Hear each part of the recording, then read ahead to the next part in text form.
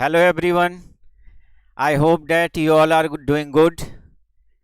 Today I am going to discuss EISSM chapter number 4. And first of all, before going to discuss chapter number 4, that is the e-commerce, आज मैं आप लोगों को कुछ common questions जो हर एक CA student के माइंड में होता है, और वो क्वेश्चन कॉमन क्वेश्चन होता है जो कि हमारे पास सोशल मीडिया से आए हैं दोस्तों, वो क्वेश्चन मैं आप लोगों के साथ डिस्कस करना चाहता हूं, जो बहुत ही कॉमन क्वेश्चन है। प्लीज़ आप ये कॉमन क्वेश्चन को ध्यान से सुनेंगे, ये आपके भी माइंड में होंगे अगर आप इसकी स्टडी कर रहे होंगे, या आप अगर आगे इसकी स्टडी करने वाले होंगे इस सब्जेक्ट का, तो भी आपके माइंड में ये क्वेश्चन जरूर आएगा। तो इस क्वेश्चन को ध्यान से सुनेंगे और इसका आंसर भी आप सुनेंगे। केवल क्वेश्चन ही नहीं सुनना है दोस्तों, आपको इसके आंसर भी सुनने हैं। और चैप्टर नंबर 4 का आज मैं कुछ टॉपिक आपके सामने डिस्कस भी करने जा रहा हूं। जैसे आज की क्लास में हमारे पास 2 टॉपिक है जिसका मैं डिस्कस करूंगा, एक तो ई कॉमर्स का, और दूसरा जो हम डिस्कस करने जा रहे हैं आज की क्लास में वो हमारा होगा दैट इज कैसे हमारे ह्यूमन लाइफ को टेक्नोलॉजी इन्फ्लुएंस किया है, कैसे हमारे ह्यूमन लाइफ को टेक्नोलॉजी इन्फ्लुएंस किया है, ये आज की क्लास में हम डिस्कस करने जा रहे हैं। तो आइए, सबसे पहला जो हमारा कॉमन क्वेश्चन है दोस्तों, देखिए स्टूडेंट के माइंड में थिंकिंग क्या होता है। सबसे पहला थिंकिंग स्टूडेंट के माइंड में कि EIS और SM सब्जेक्ट थ्योरी का सब्जेक्ट है और ये सब्जेक्ट बहुत बोरिंग सब्जेक्ट है। दोस्तों ये गलत है, लेकिन पहले हम थोड़ा क्वेश्चन को डील कर लेते हैं। सेकंड नंबर का क्वेश्चन होता है स्टूडेंट के माइंड में कि ये सब्जेक्ट डिफ़िकल्ट टू अंडरस्टैंड होता है और इसको रिटेन करना बहुत मुश्किल होता है, एग्ज़ाम तक हम इसे रिटेन नहीं कर पाते हैं, आज पढ़ते हैं 2 दिन बाद भूल जाते हैं, ऐसे स्टूडेंट के माइंड में होता है। तीसरे नंबर पर स्टूडेंट के माइंड में होता है इस सब्जेक्ट के बारे में कि इसको एग्ज़ाम में लिखना बहुत डिफ़िकल्ट होता है। और चौथा, that students are not getting good marks in this subject, students are getting poor marks in this subject। इन चारों क्वेश्चन का आंसर आपको मैं अभी तुरंत देने जा रहा हूं दोस्तों, लेकिन एक बात, आपको इसकी अगर प्रूफ चाहिए, अगर इसकी आपको प्रूफ चाहिए, जैसे क्वेश्चन का आंसर देने में तो मुझे 2 मिनट लगेगा, लेकिन आपको प्रूफ चाहिए तो हमारी ये क्लास आपको आज देखनी पड़ेगी, आज पूरी क्लास आपको देखनी पड़ेगी। आपको आज की क्लास में ही इसका जवाब जो हम देंगे उसका एविडेंस आपको देंगे, क्योंकि मुझे पता है कि जो CA के स्टूडेंट होते हैं वो बगैर एविडेंस के मानते नहीं, और मानना भी नहीं चाहिए। CA बगैर एविडेंस का कुछ भी नहीं मानता। तो फ्रेंड्स आज आपको मैं एविडेंस भी देता हूं। सबसे पहला question, complete theoretical and boring, ये गलत है। क्यों गलत है? सबसे पहला तो मैं आपको ये बता दूं दोस्तों कि EIS के अंदर आप 5 चैप्टर्स पढ़ते हैं। एक चैप्टर आप पढ़ते हैं बिजनेस प्रोसेस ऑटोमेशन के बारे में। ऑटोमेशन के कितने सारे एग्जाम्पल हमारे पास है। हमारे बैंक अकाउंट में जो इंटरेस्ट आता है दोस्तों ऑटोमेटिकली क्रेडिट होता है, मैनुअल नहीं होता, that is known as automated business process, automated business process. Second number पे इसमें हमें एक चैप्टर पढ़ना होता है, दैट इज चैप्टर नंबर 2, और वो हमारा है अकाउंटिंग सॉफ्टवेयर के बारे में। जो टैली सॉफ्टवेयर आप लोगों ने नाम सुना होगा या ERP सॉफ्टवेयर का नाम सुना होगा, फ्रेंड आज हम उसके बारे में भी यहाँ पर इस EIS के अंदर हम लोग डील करते हैं उसे भी। तीसरा चैप्टर इसका है इंफॉर्मेशन सिस्टम के बारे में।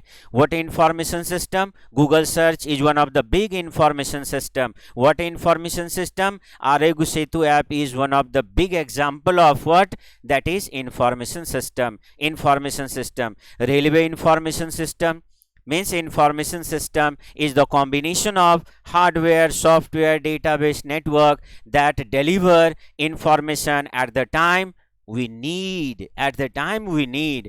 ये हमें जानकारी देता है उसके बारे में, जब हमें चाहिए तब हमें जानकारी दे देता है। तो ये हमारा चैप्टर नंबर 3 है। चैप्टर नंबर 4 दोस्तों हमारा है इसमें ई कॉमर्स के बारे में।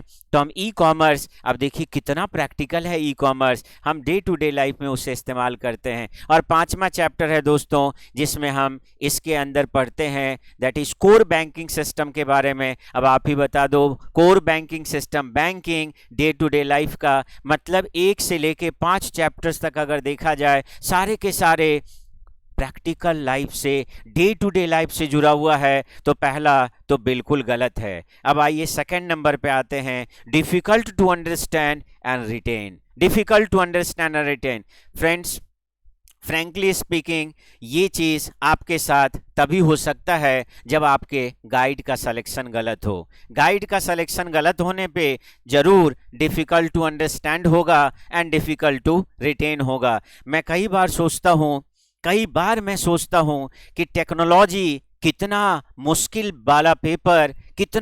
वाला पेपर एक इंजीनियर्स के लिए होता होगा दोस्तों। लेकिन अब आप कहेंगे सर इसका मतलब हमारे लिए भी मुश्किल होगा। नहीं दोस्तों, आपके लिए मुश्किल नहीं होगा, क्योंकि यहाँ पर आप टेक्नोलॉजी का इंटीग्रेशन पढ़ते हैं, किसके अंदर, दैट इज बिजनेस के अंदर। तो टेक्नोलॉजी का आप इंटीग्रेशन पढ़ते हैं दोस्तों, टेक्नोलॉजी का आप इनोवेशन नहीं पढ़ते, आप उसकी इंटीग्रेशन पढ़ते हैं।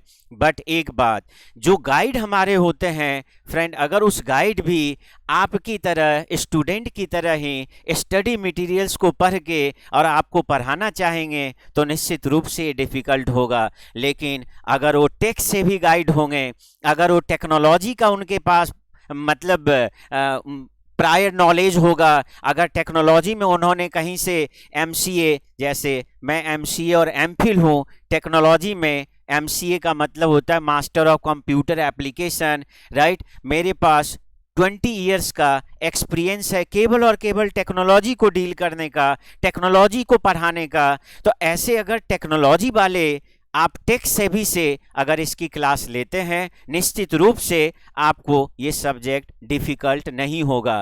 क्यों?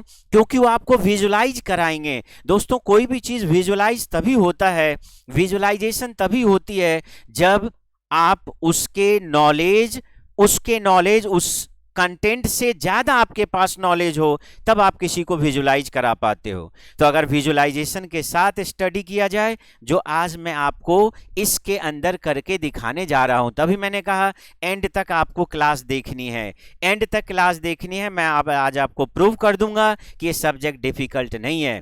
दोस्तों, एक बात और हमें बतानी है कि हमें पढ़ाई स्टडी मैथ से करनी है, स्टडी मटेरियल से करनी है, क्योंकि बहुत सारे मार्केट में बुक्स ऐसे अवेलेबल हैं जिस बुक्स में कंटेंट जो स्टडी मटेरियल का है, उसमें जो मेन कंटेंट्स होता है दोस्तों, उस कंटेंट्स के अलावे जो उनके सब्सिडरी कंटेंट्स होते हैं, सब्सिडरी कंटेंट्स को दे दिया जाता है जो कि सिंपल होता है, और मेन कंटेंट नहीं दिए जाते हैं क्योंकि मेन कंटेंट डिफ़िकल्ट होता है, डिफ़िकल्ट टू अंडरस्टैंड होता है। तो बुक सिंप्लीफाइड फॉर्म में होता है ताकि बच्चे को अच्छा लगे। प्लीज़ मेरी बात मान लीजिए, आप सभी स्टूडेंट स्टडी मटेरियल से पढ़िए और स्टडी मटेरियल को पहले विजुलाइज करिए।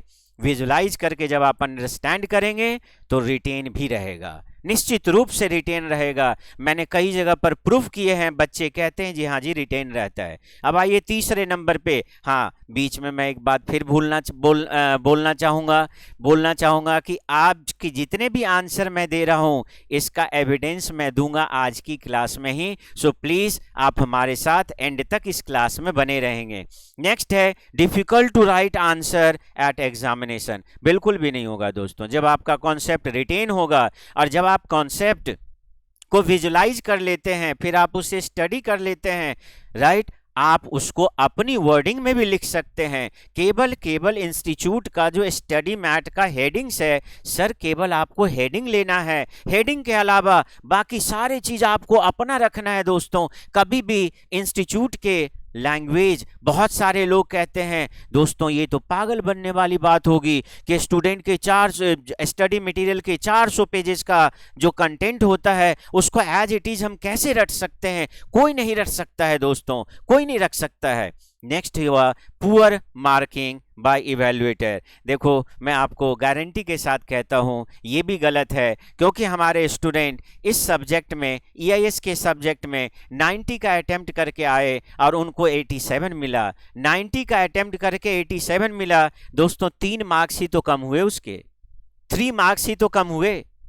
तो ऐसा भी नहीं है, ये भी गलत है। 87 मार्क्स भी हमारे स्टूडेंट के आए हुए हैं, 89 मार्क्स भी आए हुए हैं, 92 मार्क्स भी आए हुए हैं। तो ये सब्जेक्ट में मार्क्स भी बहुत होते हैं, बहुत स्टूडेंट मार्क्स भी स्कोर करते हैं। ये चारों के चारों गलत है, राइट। आज मैं इसका आपको जवाब देने जा रहा हूं, लेकिन इससे पहले मैं आपको ये बता दूं कि आज की क्लास में हम क्या डिस्कस करने जा रहे हैं दोस्तों। देखो, सबसे पहला तो जैसा कि मैंने आपको बताया, हम ई कॉमर्स के बारे में डिस्कस करने जा रहे हैं। सेकंड नंबर पे हम टेक्नोलॉजी का इन्फ्लुएंस ह्यूमन लाइफ में हम क्या होता है ये डिस्कस करने जा रहे हैं। और तीसरे नंबर पे नवंबर 19 के एग्जाम में देखो 2 टॉपिक पढ़ेंगे, और इसमें से एग्जाम में क्वेश्चन भी आ चुका है। नवंबर 19 में एग्जाम में क्वेश्चन भी आ चुका है, तो हमें उस क्वेश्चन को भी डिस्कस करना है, उसके आंसर को सजेस्टेड आंसर से उसको कंपेयर करना है।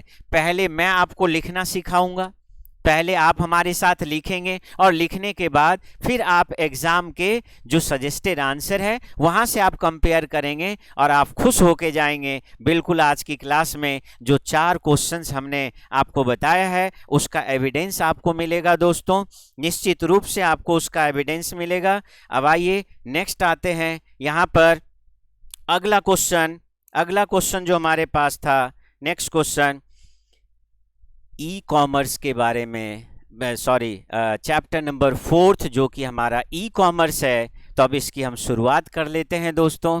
देखो, ई कॉमर्स मैंने आपको पहले बोला ये आपके प्रैक्टिकल लाइफ का है दोस्तों। ई कॉमर्स आप सब इसके यूजर हैं, ऑलरेडी आप इसके यूजर हैं, राइट। देखिए, मैं फिर से एक बार फाइनली रिपीट करके और टॉपिक को अब आगे मैं बढ़ाता हूं। जैसे मैंने आपको कहा कि सबसे पहले अगर आपको स्टडी मटेरियल की स्टडी करनी है, सबसे पहले आपको विजुलाइज करना पड़ेगा। विजुलाइजेशन सबसे पहला होना चाहिए दोस्तों। बगैर विजुलाइजेशन का आप कभी ना पढ़े कोई भी कंसेप्ट, बगैर विजुलाइजेशन का पढ़ते हैं तभी आपको मुश्किल लगता है। तो आइए ई कॉमर्स का हम लोग सबसे पहले यहाँ पर एक बार इसकी विजुलाइजेशन कर लेते हैं। ई कॉमर्स का विजुलाइजेशन, राइट। देखिए,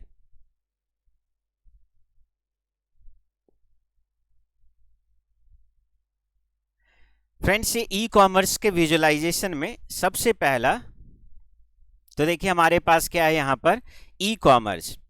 ई कॉमर्स में हम कहते हैं सेल और purchase of goods electronically. Sale और purchase of goods electronically. Sir यहाँ हमें दिख रहा है कि ये जो कस्टमर्स हैं, देखिए अभी हम स्टडी मैट, मैं फिर से आपको बोलूँगा कि मैं स्टडी मैट ही पढ़ाऊँगा आपको, लेकिन स्टडी मैट के लिए मैं विजुलाइजेशन कर रहा हूँ। हमारे पास स्टडी मैट भी है, हम क्वेश्चन आंसर भी आपको दिखाएंगे, हम क्वेश्चन आंसर लिखाएंगे भी आपको, लेकिन उसके लिए पहले हम विजुलाइज कर रहे हैं, राइट। यही है विजुलाइजेशन। देखिए यहाँ पर ये कस्टमर्स हैं हमारे, और ये जो कस्टमर्स हमारे हैं,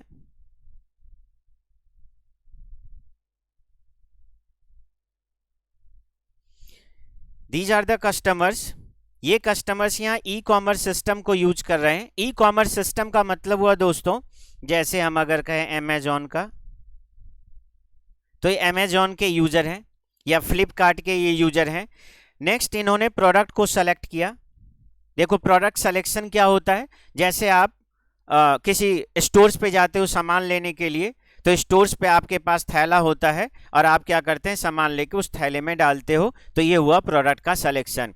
ऐसे ही जब आप बिग बाजार वगैरह में जाते हैं तो वहाँ पर क्या होते हैं, आपको एक ट्रॉली मिलता है जिसको हम शॉपिंग कार्ट कहते हैं। उस ट्रॉली में जो मतलब का आपके सामान होता है, जिसे आप परचेज करने गए हो, वो सामान उठा के आप उसमें डाल लेते हैं, राइट। ऐसे ही जब आप जाते हैं जब आप जाते हैं अमेजॉन में, जब आप जाते हैं फ्लिपकार्ट में ऑनलाइन परचेज करने के लिए, तो आपको एक शॉपिंग कार्ट मिलता है। डिफरेंस सिर्फ एक है कि वहाँ पर प्रोडक्ट जो नॉर्मल लाइफ में होता है, ट्रेडिशनल लाइफ में, वहाँ पर प्रोडक्ट फिजिकली हम स्टोर से उठा के और उसको बैग में डालते हैं, थैला में डालते हैं, या शॉपिंग कार्ट में डालते हैं। यहाँ पर प्रोडक्ट नहीं आता है, यहाँ पर केवल और केवल प्रोडक्ट की इंफॉर्मेशन आती है। जैसे आपने बिस्किट सेलेक्ट किया, तो बिस्किट का जो इंफॉर्मेशन होगा वो आपके इस शॉपिंग कार्ट में ऐड हो जाएगा। तो केवल जानकारी ऐड होता है, ना कि प्रोडक्ट यहाँ पर ऐड होता है। तो यहाँ पर वर्चुअली आएगा। फिर बेटे यहाँ पर आप बैंक में पेमेंट के लिए जाते हैं, देखो कई लोग कहते हैं सर हमारा तो पेमेंट ऑनलाइन नहीं होता है, हम तो पेमेंट घर पे करते हैं। बिल्कुल आप घर पे कर सकते हैं। घर पे जो पेमेंट आप करते हैं उसको यहाँ पर COD कहा गया है। COD का मतलब होता है कैश ऑन डिलीवरी। COD का मतलब होता है कैश ऑन डिलीवरी। इसके भी ऑप्शन होते हैं, कैश ऑन डिलीवरी के भी, और ऑनलाइन आप क्रेडिट कार्ड, डेबिट कार्ड या जितने भी पेमेंट का वॉलेट है वहां से आप पेमेंट कर सकते हो दोस्तों। नेक्स्ट देखो, ये हमारा वेयर हाउस है। वेयर हाउस का मतलब कंपनी का वेयर हाउस है। कंपनी का वेयर हाउस का मतलब जहां पर गुड्स स्टोर होता है, वहां पर एक मेल चला जाएगा वेयर हाउस में। जैसे वेयर हाउस में मेल जाता है ना, वेयर हाउस से प्रोडक्ट शिपिंग शुरू हो जाता है। शिपिंग का मतलब होता है प्रोडक्ट का ट्रांसपोर्टेशन, प्रोडक्ट का डिलीवरी की प्रक्रिया शुरू हो जाती है। प्रोडक्ट मूवमेंट में आ जाता है, ट्रांजिट में आ जाता है, और प्रोडक्ट डिलीवरी बॉय के द्वारा या डिलीवरी कैरियर के द्वारा वो प्रोडक्ट आपके पास पहुंच जाता है। तो देखिए यहाँ पर चूंकि सेल और परचेज जो हुआ वो इलेक्ट्रॉनिकली हुआ, तो इसीलिए इसे हम ई कॉमर्स कहते हैं। मतलब ई कॉमर्स में पहला चीज हमने क्या सीखा, सेल और परचेज इलेक्ट्रॉनिकली। सर पहला पॉइंट ये हो गया हमारा ई कॉमर्स का, सेल और परचेज इलेक्ट्रॉनिकली। सेकंड नंबर पे क्या होता है दोस्तों, डूइंग बिजनेस इलेक्ट्रॉनिकली। देखिए अब कई लोग कहते हैं सर सेल परचेज भी तो बिजनेस ही है। सर बिल्कुल बिजनेस है, सेल परचेज बिल्कुल बिजनेस है, लेकिन अगर आप बायर्स को हटा देते हैं सर, तो जो बिजनेसमैन के लिए जो बिजनेस की एक्टिविटीज होते हैं वो यहां लिखा हुआ गया है डूइंग बिजनेस इलेक्ट्रॉनिकली। तभी इस वर्ड को जब हम लिखते हैं ना, तो यहां लिखते हैं in another way. In another way मतलब हम ई कॉमर्स को दूसरे तरीके से भी डिफाइन कर सकते हैं सर। ई कॉमर्स को हम कह सकते हैं that is doing business electronically. Electronically अगर हम इलेक्ट्रॉनिकली बिजनेस करते हैं, अब बिजनेस कौन करता है, बिजनेसमैन करेगा, एंटरप्रेन्योर्स करेंगे, एंटरप्राइजेस करेंगे, बिजनेस ऑर्गेनाइजेशन करेंगे। तो देखिए अगर हम बिजनेस ऑर्गेनाइजेशन की बात करें तो वहां पर ई प्रोक्योरमेंट ये भी एक ई बिजनेस के अंदर आता है दोस्तों। फिर उसके बाद आप ऑनलाइन स्टोर्स में आते हैं, मतलब ऑनलाइन स्टोर्स आप ओपन करते हैं जिसके लिए वेबसाइट्स वगैरह की जरूरत पड़ती है सर आपको। नेक्स्ट देखिए आप आते हैं ऑनलाइन मार्केट प्लेस पे। ऑनलाइन मार्केट प्लेस पे आप आ गए, जैसे शॉपिंग मॉल होता है तो ऐसे ऑनलाइन शॉपिंग मॉल भी होते हैं दोस्तों। एक तो होता है कि आप अपना वर्चुअल स्टोर खोल लेते हो, जैसे अमेजॉन अपना वर्चुअल स्टोर खोला है। देखिए ये जो ऑनलाइन स्टोर्स है यहाँ पर फ्लिपकार्ट होगा सर, फ्लिपकार्ट ये हुआ ऑनलाइन स्टोर्स फ्लिपकार्ट का अपना। लेकिन ये फ्लिपकार्ट ने याहू में भी लिस्टिंग करा रखा है अपना।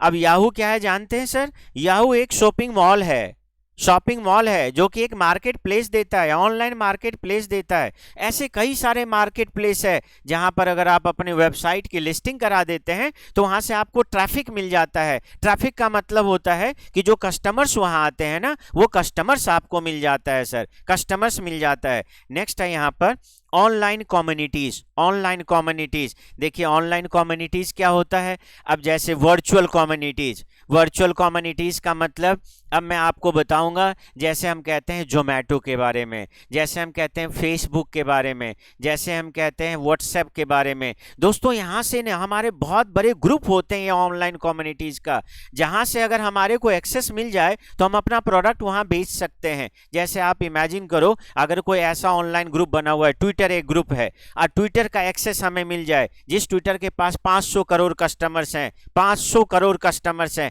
अगर उसका एक्सेस हमें मिल जाए तो हम अपनी प्रोडक्ट की डिटेल वहां रख सकते हैं ना, हमारा प्रोडक्ट वहां बिक सकता है ना। तो ऑनलाइन कम्युनिटीज में हर कंपनी आता है अपना सोशल मीडिया साइट खोलने के लिए। आप क्या देखेंगे, अमेजॉन का भी सोशल मीडिया साइट है सर, फ्लिपकार्ट का भी फेसबुक पे पेज होता है, फ्लिपकार्ट का फेसबुक पे पेज होता है। आजकल तो व्हाट्सएप से भी ये लोग कस्टमर डील करने लगे हैं। और इसके बाद ही हमारा ऑनलाइन कंपनीज हो गया। तो देखिए कैसे कैसे हुआ, पहले ई प्रोक्योरमेंट का काम हुआ सर, उसके बाद सेकेंड नंबर पे वर्चुअल स्टोर्स हमने खोल लिया, फिर हमने शॉपिंग मॉल पे गया। शॉपिंग मॉल ये फिजिकल शॉपिंग मॉल नहीं है जहां हम और आप जाते हैं सर, ये शॉपिंग मॉल है वर्चुअल शॉपिंग मॉल। जैसे कि मैंने आपको याहू के बारे में बताया, याहू के बारे में बताया। तो हमने दो टर्म अभी तक किसके बारे में पढ़ा सर, ई कॉमर्स के बारे में। एक बार रिकॉल करते हैं, पहला टर्म पढ़ा हमने सेल और परचेज ऑफ गुड्स इलेक्ट्रॉनिकली, दूसरा हमने क्या पढ़ा सर, डूइंग बिजनेस इलेक्ट्रॉनिकली।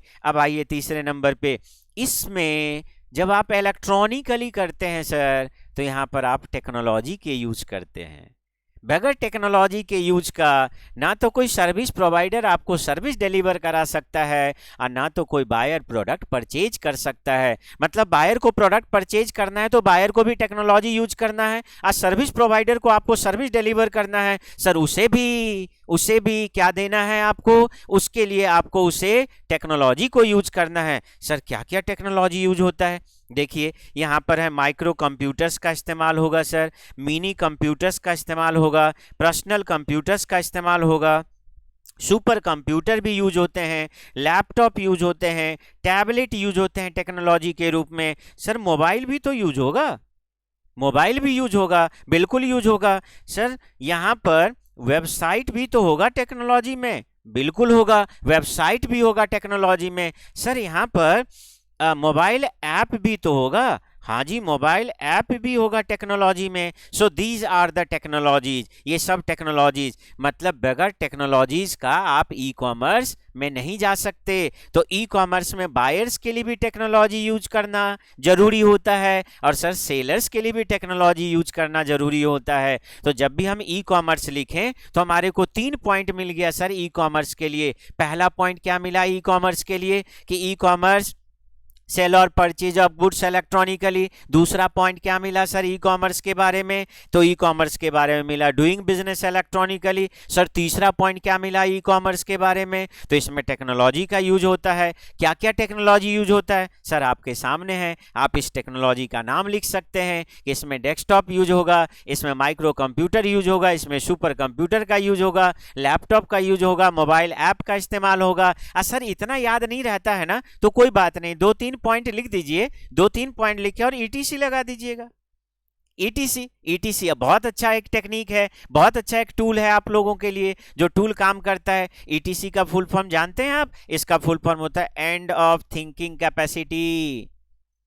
हमारा थिंकिंग कैपेसिटी यहां एंड हो गया, तो है ईटीसी, राइट। अब आइए इसके बाद है दोस्तों ई कॉमर्स में आप देखिए यहां पर 3 पार्टीज हमने बनाए हैं, 3 पार्टीज बनाए हैं। एक पार्टीज आपका इधर है सप्लायर, दूसरा पार्टी है सर एयरलाइंस में इंडियन रेलवे, सब सप्लायर्स में आ गया। दूसरा पार्टी है सर ई कॉमर्स में प्लेयर्स, और तीसरा पार्टीज है सर बायर।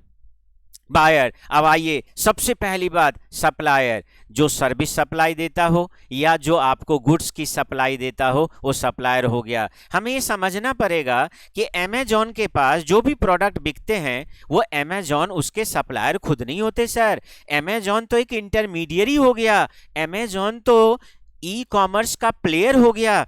मतलब सर यहां पर अमेजॉन आएगा, यहां अमेजॉन आएगा, यहां पर सर फ्लिपकार्ट आएगा, यहां फ्लिपकार्ट आएगा। देखिए ई कॉमर्स का प्लेयर हो गया। और ये जो आप देख रहे हैं supplier, there are lot of suppliers for each and every product, there are lot of suppliers for each and every services के भी सप्लायर है, जैसे बैंक्स हैं सर्विसेज के सप्लायर्स होंगे, इंडियन रेलवेज है सर्विस के सप्लायर्स हैं, राइट, क्योंकि आप वहां से रेलवे का टिकट बुक कर सकते हैं। इसके बाद आ जाइए बायर्स की तरफ। सर बायर्स में यहाँ 2 है, एक इंडिविजुअल है और दूसरा बिजनेस भी बायर्स होते हैं। जैसे मैं आपको बताऊं गवर्नमेंट भी सामान परचेज करते हैं सर। अब गवर्नमेंट अगर सामान परचेज करते हैं गवर्नमेंट की कंपनी, तो गवर्नमेंट की कंपनी तो बिजनेस हो गया सर। या कोई भी कंपनी ऐसे होते हैं बेटे जो कंपनी ट्रेडिंग का काम करते हैं, तो पहले बाई करते हैं फिर उसके बाद सेल करते हैं सर, तो इसमें बिजनेस भी आ जाएगा। चलिए उतना ही नहीं, कई बिजनेस ऐसे होते हैं जो कंज्यूम करने के लिए प्रोडक्ट परचेज करते हैं सर, कंज्यूम करने के लिए, राइट। जैसे आप मान लो कोई कंपनी है जिनके प्रिंटिंग का काम है सर, अब प्रिंटिंग का काम है तो उनके पास जो इंक कार्ट्रिज होता है वो 1 महीने में 1000 इंक कार्ट्रिज खत्म हो जाते हैं, तो 1000 इंक कार्ट्रिज सर वो परचेज तो करेगा ना। तो अगर वो परचेज करता है अमेजॉन से, पर है तो कंपनी, वो इंडिविजुअल तो नहीं है, लेकिन हम और आप सर क्या हो गए, इंडिविजुअल हो गए। तो हम और आप इंडिविजुअल बायर हो गए और ऐसे बिजनेस हो गए। अब सुनिए ये जो तीनों हैं ये तीनों टेक्नोलॉजी के यूज से इस ई कॉमर्स ट्रांजेक्शन्स के स्पीड इंप्रूव हो गया सर, ई कॉमर्स ट्रांजेक्शन में एरर कम हो गया सर, ई कॉमर्स ट्रांजेक्शन में कॉस्ट कम लगा सर। तो देखो, इसलिए हम कहते हैं कि ये टेक्नोलॉजीज के यूज से ये तीनों आपस में एक दूसरे से कनेक्ट हो जाते हैं, और कनेक्ट होने से इन ई कॉमर्स ट्रांजेक्शन जो इन तीनों के बीच में होता है सर, वो ट्रांजेक्शन्स के स्पीड बढ़ जाते हैं, ई कॉमर्स ट्रांजेक्शन्स के उसमें एरर के चांस कम हो जाते हैं, उसमें कॉस्ट कम लगता है। तो ये आपका चौथा पॉइंट होगा। मैं आपको फिर से एक बार रिपीट कराना चाहूंगा। E commerce doing business electronically, e commerce sale और purchase of goods electronically, e commerce में टेक्नोलॉजी का यूज होगा सर, कंप्यूटर है, लैपटॉप है, मोबाइल ऐप है, आपका इंटरनेट है, बहुत सारे टेक्नोलॉजीज हैं जिसका हम इस्तेमाल करते हैं ई कॉमर्स में। फिर आइए उसी टेक्नोलॉजी को यूज करके तीन पार्टीज आपस में इंटीग्रेट हो जाता है, ऑटोमेट हो जाता है, आपस में एक दूसरे से कनेक्ट हो जाता है, और ऐसा कनेक्ट होता है कि ई कॉमर्स ट्रांजेक्शन फास्ट हो जाता है, उसमें पैसे कम लगते हैं, ई कॉमर्स ट्रांजेक्शन में एरर कम होता है सर। तो ये चौथा पॉइंट हो गया। अब आइए उसी टेक्नोलॉजीज के मदद से सर बायर्स और सेलर्स आपस में एक दूसरे से कनेक्ट हो जाते हैं। अब देखो यहाँ डायरेक्ट बायर्स और सेलर्स बताया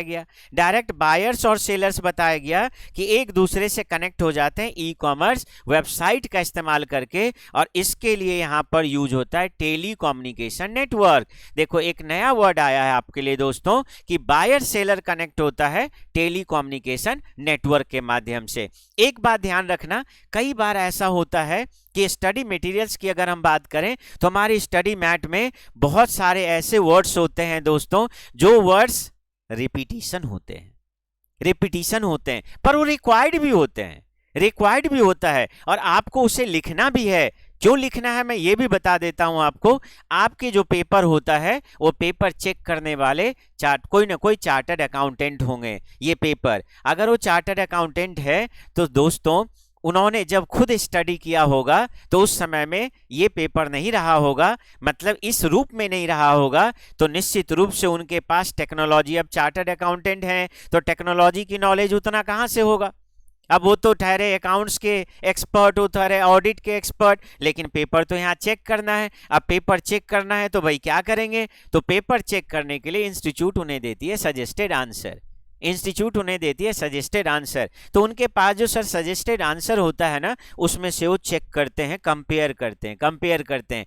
अब ये कंपैरिजन जो है, इसमें अगर आपने वर्ड को मिस किया, जैसे अभी कई बच्चे के माइंड में ये होगा कि सर ऊपर तो हमने ऑलरेडी कहा कि सप्लायर, ई कॉमर्स प्लेयर और तीसरा जो बायर होता है वो आपस में टेक्नोलॉजी से जुड़ जाता है और ई कॉमर्स ट्रांजेक्शन की स्पीड बढ़ जाती है, ई कॉमर्स ट्रांजेक्शन में एरर कम होता है, ई कॉमर्स ट्रांजेक्शन में कॉस्ट कम होता है, एफिशिएंसी इंप्रूव हो जाती है। तो फिर ये पॉइंट क्यों आया सर, ये तो रिपीटिशन है। दोस्तों मैंने क्या बताया आपको कि आप इमेजिन करिए इवैल्यूएटर के बारे में, और आप ये ना भूलें कि हमारा ये क्वेश्चन ये भी था सर कि इसमें पुअर मार्क्स मिलते हैं। देखिए अगर आपको इसमें अच्छे मार्क्स स्कोर करना है तो मैं एक बात आपको जरूर बताना चाहूंगा कि आपके अंदर समझदारी ऐसी होनी चाहिए, जो आईसीएआई के स्टडी मैट से जो उनके कॉन्सेप्ट है उसके कीवर्ड्स को आप अगर उसके अकॉर्डिंगली स्टडी करते हैं तो निश्चित रूप से आपको मार्क्स मिलेगा। आपका राइटिंग जनरल नहीं होना चाहिए। जनरल राइटिंग होने पे मार्क्स आपको कम मिलता है दोस्तों, जब आप इंस्टीट्यूट के स्टडी मटेरियल के लैंग्वेज नहीं लिखते हैं, राइट। अब देखिए लैंग्वेज कहने का मतलब फिर आप यहाँ कहेंगे कि सर अभी तो आपने बताया था कि आपने ये कहा था कि आप अपने लैंग्वेज में लिख सकते हो। दोस्तों अभी भी मैं कह रहा हूँ आप अपने लैंग्वेज में लिखिए, लेकिन उसके टर्म्स तो लीजिए। आईसीएआई का स्टडी मटेरियल का टर्म्स तो लेना पड़ेगा आपको। आप टर्म्स लीजिए, उसको अपनी वर्डिंग में लिखिए, और टर्म्स की समझदारी आपको अंडरस्टैंडिंग यहाँ से मैं दे रहा हूँ जो कि विजुअलाइजेशन से हो रहा है। दोस्तों मैं आप लोगों को साथ ये बता दूं कि अभी मैं स्टडी मैट भी पढ़ने वाला हूँ, अभी स्टडी मैट आपको पढ़ाने वाला हूँ, सो डैट आपको ये ना लगे कि हम स्टडी मैट नहीं पढ़ाएंगे और आपको लगे कि बस ये विजुअलाइजेशन करा के हम ख़त्म करेंगे। नहीं, पहले ही विजुअलाइजेशन कर रहे हैं, फिर इसके बाद स्टडी मैट को पढ़ेंगे। देखिए यहाँ टेक्नोलॉजी में टेलीकम्युनिकेशन लिंक के बारे में बताया गया है, जो बायर्स को, सेलर्स को और ई कॉमर्स प्लेयर्स को जोड़ता है। अब ये टेलीकम्युनिकेशन नेटवर्क में क्या क्या आ जाएगा दोस्तों, सैटेलाइट आ जाएंगे, इसमें आपके डिश टावर आ जाएंगे, इसमें जो आपके मोबाइल नेटवर्क ऑपरेटर है जो इंटरनेट कनेक्शन हमें देता है, जैसे रिलायंस आ गया, जैसे इसमें एयरटेल आ गया, जैसे इसमें वोडाफोन आ गया, ये सारे के सारे आ जाएंगे सर इसमें, जो कि हमें नेटवर्क की कनेक्टिविटी देता है। देखिए यहाँ पर हमने दिया भी है, ये हमारा आउटगोइंग ट्रैफिक है और ये इधर इनकमिंग ट्रैफिक है। देखिए यहाँ तक मेन, यहाँ पर आपका कंप्यूटर है, या बिजनेस का कंप्यूटर हो सकता है, बिजनेस का कंप्यूटर या आपका कंप्यूटर। अब देखिए यहाँ से ये जो आपका दैट इज प्रोवाइडर है, प्रोवाइडर का मतलब जो नेटवर्क की सर्विस प्रोवाइड कर रहा है, आपको इंटरनेट की सर्विस जो दे रहा है, जैसे यहाँ पर हम इसको आईएसपी भी कहते हैं, इंटरनेट सर्विस प्रोवाइडर कहते हैं। जैसे हम यहाँ पर अगर चाहें तो हम लिख ही दे रिलायंस, ये रिलायंस हो गया जो कि हमें नेटवर्क की सर्विस दे रहा है, तो प्रोवाइडर हुआ। तो प्रोवाइडर से देखिए डेटा ऐसे सैटेलाइट पाथ होते हुए यहाँ पर आया कंप्यूटर पे, या तो आपका कंप्यूटर होगा या ये कंपनी का कंप्यूटर होगा सर। तो यहाँ पर जब आता है तो इनकमिंग हुआ, अब आया है तो यहाँ से जाएगा भी, तो जब जाएगा तो ये आउटगोइंग हो गया सर, और इसी को हम लोग पूरा टेलीकम्युनिकेशन नेटवर्क कहते हैं। नेक्स्ट आपका यहाँ पर देखिए, ये that is types of E commerce में जो ट्रांजैक्शन में पार्टिसिपेंट्स होता है दोस्तों। अब हम लास्ट वर्डिंग पे आ गए, ई कॉमर्स हमारा डेफिनेशन एंड होने वाला है, तो हम एक बार अभी पहले 5 वर्ड को थोड़ा सा रिकॉल कर लेते हैं। पहला वर्ड मैंने क्या बताया था, डूइंग बिजनेस इलेक्ट्रॉनिकली, फिर आप कहेंगे सेल और परचेज ऑफ गुड्स इलेक्ट्रॉनिकली, फिर आप ये कहेंगे कि यहाँ टेक्नोलॉजी का यूज होता है 3 पार्टीज को कनेक्ट करने के लिए होता है, 3 पार्टीज के जो ट्रांजेक्शन्स होते हैं उसके ट्रांजेक्शन्स के स्पीड को बढ़ाने के लिए, ट्रांजेक्शन्स में कॉस्ट को कम करने के लिए, ट्रांजेक्शन्स में एरर को कम करने के लिए होता है। फिर आप ये कहेंगे कि बायर्स और सेलर इलेक्ट्रॉनिकली कनेक्टेड होता है थ्रू टेलीकम्युनिकेशन नेटवर्क। अब ये टेलीकम्युनिकेशन नेटवर्क क्या है, तो सर मैंने आपको बताया कि टेलीकम्युनिकेशन नेटवर्क हमारा जिसमें सैटेलाइट आ जाएगा, जिसमें डिश टीवी आ जाएंगे, जिसमें आपके इंटरनेट सर्विस प्रोवाइडर आ जाएंगे, जिसमें आपका कंप्यूटर आ जाएगा, बिजनेसमैन के कंप्यूटर आ जाएंगे, ये सब जो कनेक्टेड होता है, ये सारे जो नेटवर्क बनते हैं उसे हम लोग टेलीकम्युनिकेशन नेटवर्क कहते हैं। इसमें मोबाइल नेटवर्क आ जाएगा, सेल्युलर नेटवर्क आ जाएगा, सर ये सारे के सारे नेटवर्क आ जाएंगे इसके अंदर। नेक्स्ट आता है दोस्तों कि जो ई कॉमर्स होते हैं, इस ई कॉमर्स में एक बिजनेस दूसरे बिजनेस से कनेक्ट होता है, एक बिजनेस कंज्यूमर से कनेक्ट होता है, एक कंज्यूमर कनेक्ट होता है। जैसे OLX में ऑनलाइन cars24.com पे जाएंगे आप तो कार बिकते हैं, बेचने वाला भी कंज्यूमर है और खरीदने वाला भी कंज्यूमर है। जब आप अपना यूज टू सामान बेचते हैं तो आप भी उसके यूजर हैं और जो खरीदने वाला है वो भी यूजर होगा, मतलब 2 कंज्यूमर के बीच में भी ट्रांजैक्शन हो सकता है,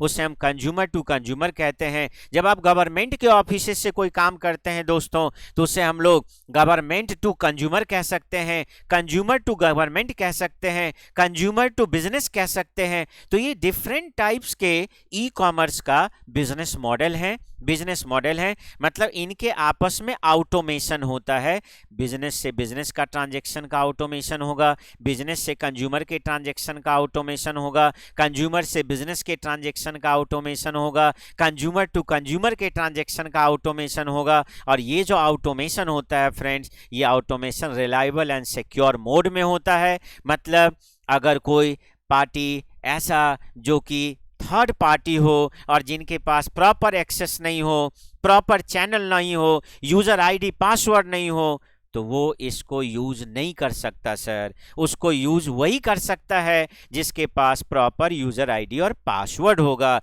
मतलब ये सिक्योर कनेक्शन होता है किसके किसके बीच में, मैं फिर से बोलूंगा, किसके किसके बीच में सिक्योर कनेक्शन होगा, बिजनेस से बिजनेस के बीच में। जैसे अमेजॉन के जो सप्लायर्स होगा दोस्तों वो बिजनेस से बिजनेस हो गया, लेकिन अमेजॉन से कस्टमर्स के बीच में अगर आप कनेक्शन बोलोगे तो बिजनेस टू कंज्यूमर्स हो गया। तो ऐसे अब इसमें आपको ये नहीं समझना है कि ये वाला टॉपिक हमारे को डिटेल में। देखो फ्रेंड, एक बात और मैं आपको बताऊंगा, ये भी पढ़ने के तरीका में आप शामिल करो जब आपका इजी बनाना है अगर टॉपिक को समझने के लिए। तो कई बार ऐसा होता है कि कुछ कॉन्सेप्ट ऐसे होते हैं जो वहां पर है, उसकी डिटेल आगे दिया हुआ है, उसकी डिटेल आगे दिया हुआ है, तो हमें उसको वहीं पर पढ़ने का नहीं सोचना चाहिए, हमें ये सोचना चाहिए कि उससे हम आगे भी पढ़ेंगे तो वहां पर हम डिटेल में पढ़ेंगे। अभी हमारा कॉन्सेप्ट यहाँ ई कॉमर्स बताना है, अभी हमारा कॉन्सेप्ट यहाँ पर business to consumers, consumer to consumer, consumer to business बताना सर नहीं है, इसलिए हम आपको यहाँ पर इस टॉपिक के बारे में बोलेंगे कि यहाँ पर प्लीज प्लीज ज्यादा डिटेल में ना जाएं, B2C B2B ये टॉपिक आगे आएगा। आइए ई कॉमर्स को कंक्लूड कर देते हैं, हमारा ई कॉमर्स वाला टॉपिक कंप्लीट होने जा रहा है। देखिए मैं एक बार फिर से दोबारा से विजुलाइज करा के और इसको अब आपको ले चलूंगा स्टडी मटेरियल पे। सबसे पहला मैंने कहा सेल और परचेज इलेक्ट्रॉनिकली, राइट। देखिए यहाँ पर आपके सामने सेकंड हमने कहा डूइंग बिजनेस इलेक्ट्रॉनिकली, सर आपके सामने है कैसे इलेक्ट्रॉनिकली बिजनेस होता है। ई प्रोक्योरमेंट होते हैं, ई स्टोर्स खुलते हैं, ई मार्केट प्लेस होता है सर, ई कम्युनिटीज होता है, कम्युनिटीज भी बता दिया, फेसबुक गूगल वगैरह, फेसबुक और ट्विटर वगैरह में जो हम अपनी कम्युनिटीज बनाते हैं, जैसे डॉक्टर की कम्युनिटीज होते हैं, टीचर की कम्युनिटीज होता है, स्टूडेंट का कम्युनिटीज होता है सर, स्टूडेंट की कम्युनिटीज होते हैं, तो उसको हम लोग कम्युनिटीज कहते हैं, राइट। आप एक तरीके से कह लो जैसे यूट्यूब पे सब्सक्राइबर्स होता है सर, कम्युनिटीज हो गया। इसके बाद ऑनलाइन कंपनीज आपका हो गया, राइट। इसके बाद यहां पर हमने आपको बताया कि ई कॉमर्स में टेक्नोलॉजीज का यूज होता है सर। अब क्या क्या टेक्नोलॉजी यूज होता है आपके सामने है सर। ये टेक्नोलॉजी से होते क्या है, इस टेक्नोलॉजी से तीन पार्टीज के बीच में, बायर्स, ई कॉमर्स सेलर्स और उसके बाद सप्लायर्स, इन तीनों के बीच में सर जो ट्रांजैक्शंस होते हैं उसकी स्पीड बढ़ जाती है, उसमें एक्यूरेसी आ जाती है, उसके कॉस्ट कम हो जाते हैं। इसके बाद यहाँ पर देखिए इसी के बीच में टेक्नोलॉजी जो होता है वो टेक्नोलॉजी ये काम करते हैं सर। अब आइए बायर्स और सेलर्स जो होता है वो आपस में कनेक्ट होता है टेलीकम्युनिकेशन नेटवर्क के माध्यम से। तो टेलीकम्युनिकेशन नेटवर्क आपको ऑलरेडी बता दिया सर, इसके द्वारा बिजनेस करने का एक नया तरीका आया, बिजनेस को एग्जीक्यूट करने का, बिजनेस को मैनेज करने का, जिसमें टेलीकम्युनिकेशन नेटवर्क का इस्तेमाल किया जाता है। और लास्ट है सर यहाँ पर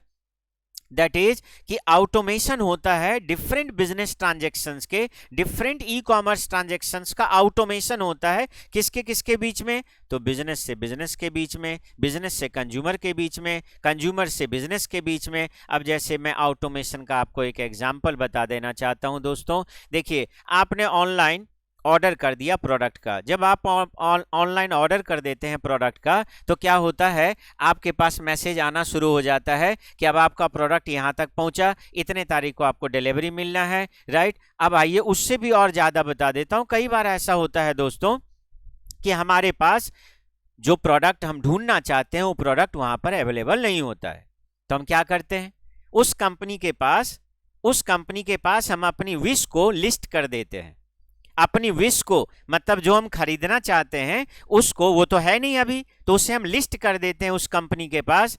दोस्तों जैसे उस कंपनी के पास वो प्रोडक्ट अवेलेबल होगा तो आप देखते होंगे आपके पास मैसेज आ जाता है कि सर हमारे पास ये प्रोडक्ट अवेलेबल हो गया, आपको अगर चाहिए तो आप ये प्रोडक्ट परचेज कर लीजिए। देखिए ये आपका हो गया ऑटोमेशन, और ये ऑटोमेशन होता है रिलायबल और सिक्योर मोड में होता है। रिलायबल और सिक्योर मोड का मैंने आपको मीनिंग बताया कि बगैर यूजर आईडी और पासवर्ड का इस सिस्टम में थर्ड पार्टी का एंट्री नहीं होता है। थर्ड पार्टी एंट्री तभी होगा जब वो उसके पास रिलायबल और सिक्योर कनेक्शन होगा, तभी होगा दोस्तों। अब देखिए ये हमारा चैप्टर नंबर 4 है, ये हमारा स्टडी मटेरियल है दोस्तों। जैसा कि मैंने आपको बताया कि आप लोगों को स्टडी मटेरियल से ही पढ़ना है, स्टडी मैट से ही पढ़ना है। ये बात तो आप सभी लोग एकदम अपने माइंड में सेट कर लीजिए कि स्टडी मैट के अलावा आपको कुछ नहीं पढ़ना है, स्टडी मैट ही पढ़ने हैं, राइट। अब देखिए जैसे स्टूडेंट कहते हैं या जो भी कहते हैं डिफिकल्ट टू अंडरस्टैंड, तो आफ्टर विजुअलाइजेशन अब आपके लिए कितना आसान हो गया। हाँ, साथ के साथ मैं आपको बता दूं कि इसके बाद आपको मैं ई कॉमर्स का जो एग्जाम में क्वेश्चन आया हुआ है, नवंबर 19 में क्वेश्चन आया हुआ है सर, मैं उसे डिस्कस करने जा रहा हूं, लेकिन पहले मैं आपको यहां से एक बार रीड करा दूं। देखिए यही हमारा राइटिंग होगा, जो मैंने आपको कहा था राइटिंग सिखाऊंगा, तो एक तरीके से अब आप समझो अब आपका राइटिंग चल रहा है। देखिए सबसे पहले तो हमें लिखना है सेल और purchase of goods electronically. Sale और परचेज ऑफ गुड्स और service through electronic mode is known as e commerce. यहाँ पर use of technology in the form of computers, desktop, mobile application. देखा मैंने कहा था ना कि जब याद नहीं रहे तो ईटीसी लिख देना है। सर आ गया ना ईटीसी, लिख दिया गया ना ईटीसी, लिख दिया गया ना ईटीसी। अब देखो दोस्तों, ये जो पार्ट है ना, इस पार्ट का हमें जरूरत नहीं है, हमें नहीं पढ़ना है इसे, हमें नहीं पढ़ना है इसे। क्यों नहीं पढ़ना है? क्योंकि ये जो पार्ट्स दिया गया है इन्होंने, ये जो समझाने के लिए जरूरत है, जो कि आपको ऑलरेडी मैं बता चुका हूं।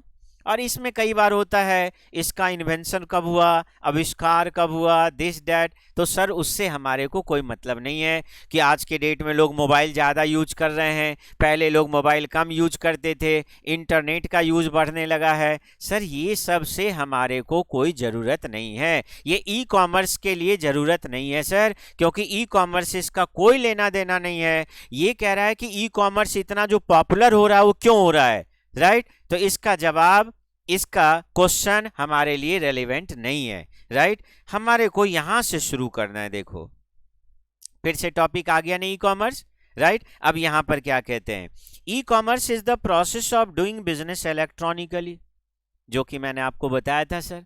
सेकंड नंबर कहते हैं refers the use of technology to enhance processing of commercial transaction. अब देखो एनहांस, एनहांस का मतलब सर स्पीड बढ़ेगा, एनहांस का मतलब स्पीड इंक्रीज होगा, कॉस्ट रिड्यूस होगा, एरर कम होगा।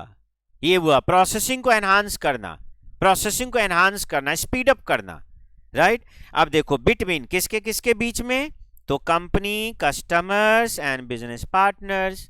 बिजनेस पार्टनर्स जो सप्लायर्स हो गए सर, सप्लायर्स हो गए। E commerce the buyers and sellers interact electronically using telecommunication network. Telecommunication network के द्वारा जो बायर्स और सेलर्स होता है वो इलेक्ट्रॉनिकली कनेक्ट होता है। मैंने आपको ऑलरेडी बताया टेलीकम्युनिकेशन नेटवर्क के बारे में, जिसमें सैटेलाइट आ जाएंगे, जिसमें इंटरनेट सर्विस प्रोवाइडर आ जाएंगे, ये सब के सब उसके अंदर आ जाएगा। रैदर दैन फिजिकल कॉन्टैक्ट, यहाँ फिजिकल कॉन्टैक्ट नहीं होता, फिजिकल एक्सचेंज नहीं होता गुड्स का। ये भी मैंने आपको स्टार्टिंग में बताया था कि जो ट्रेडिशनल तरीका होता है उस तरीके से यहाँ गुड्स का एक्सचेंज नहीं होता है। It is a new way of conducting, managing and executing business transaction using computers and telecommunication network। यहाँ जो बिजनेस होता है दोस्तों, वो बिजनेस करने का यहाँ तरीका बदला है, जिसमें कि हम लोग कंप्यूटर्स का और टेलीकम्युनिकेशन नेटवर्क का इस्तेमाल करते हैं। It involves automation of variety of transaction. देखिए मैंने आपको कहा था यहाँ ऑटोमेशन होता है दोस्तों। ऑटोमेशन का मतलब आपको मैंने ऑलरेडी एग्जाम्पल दिया था, जैसे मैंने कहा था कि जब आपके प्रोडक्ट वहाँ अवेलेबल नहीं होता है तो आप कंपनी में लिस्ट कर देते हैं, अपनी विश बता देते हैं, जिसको विश लिस्ट भी कहते हैं, कि जी हमारे को ये चाहिए, तुम्हारे पास अगर कभी आता है तो हमारे को बता देना, इंटीमेट कर देना, और आपको इंटीमेट कर देता है और आप वो प्रोडक्ट परचेज कर लेते हैं, परचेज कर लेते हैं। देखिए यहाँ पर है दिस इज व्हाट। अब इसमें किसके किसके बीच में, तो बिजनेस से बिजनेस, बिजनेस से कंज्यूमर, कंज्यूमर से consumer, consumer to business through reliable and secure connection. Sir हमारा ई कॉमर्स का डेफिनेशन, ई कॉमर्स का डेफिनेशन हमारा कंप्लीट हो गया, ई कॉमर्स का डेफिनेशन हमारा कंप्लीट हो गया। अब अगर ई कॉमर्स का डेफिनेशन हमारा कंप्लीट हो गया तो अब हमें इसको अपने स्टडी मटेरियल से तो हमने रीड कर लिया। अब हमें यहां पर देखना है कि आईसीएआई के एग्जाम में क्या बताने जा रहा है, आईसीएआई के एग्जाम में क्या बताया गया है। तो आइए सर आईसीएआई के एग्जाम में हम चलेंगे, पर एक बात हम यहां पर चाहेंगे कि आप लोग अब घर पे एक काम आपको दोस्तों करना है, जो काम सारे के सारे स्टूडेंट को करना है, हर स्टूडेंट को ये काम करना है। क्या करना है, जैसे अब देखिए आपको एट होम, घर पे क्या करना है, ध्यान दीजिए। जो ई कॉमर्स के बारे में आपने पॉइंट पढ़े उसको आपको यहाँ पर टेक्नोलॉजी वाला पॉइंट लिख लेना है। जो जो टेक्नोलॉजी वाला पॉइंट था उसे लिख लेना है सर, बुलेट पॉइंट को लिख देना है। जैसे एक तो था यहां पर क्या, सेल परचेज इलेक्ट्रॉनिकली,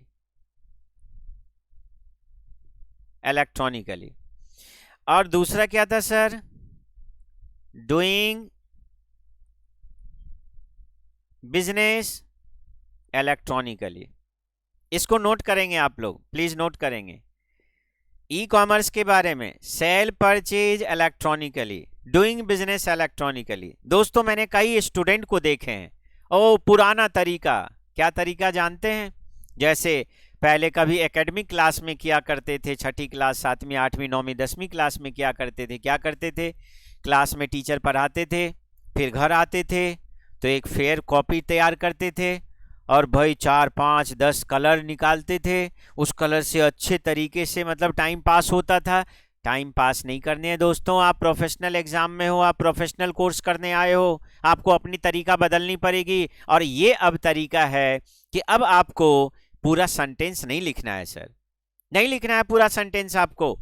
अब आपको ई कॉमर्स और ई कॉमर्स के जितने टेक्नोलॉजी वाले पार्ट्स हैं केवल सर वही टर्मिनोलॉजी वाला पार्ट्स को लिखना है, बाकी सर आपको नहीं लिखना है यहाँ पर।